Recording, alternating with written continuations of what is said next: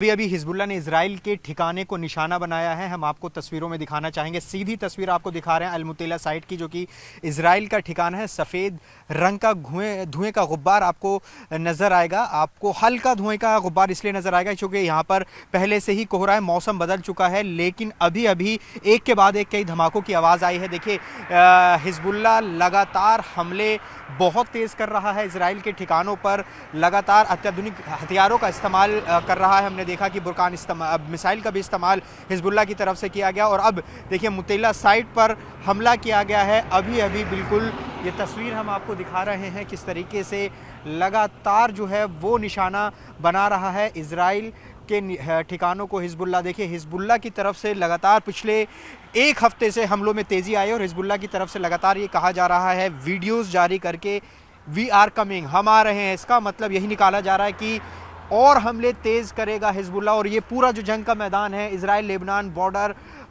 बहुत ज़्यादा सक्रिय है। लगातार यहाँ पर जब हमारी मौजूदगी है तो ड्रोन और फाइटर जेट की आवाज़ रह कर आती है और धमाकों की आवाज़ आती है। और अभी अभी बिल्कुल यहाँ पर हिजबुल्लाह ने इजराइल के ठिकाने पर हमला किया। ये युद्ध यहाँ से और बढ़ेगा। करीब 45 दिन होने को हैं इस पूरे जंग को, जो कि थमने का नाम नहीं ले रही है, बल्कि हिजबुल्लाह और इजराइल के बीच युद्ध और भीषण होता जा रहा है।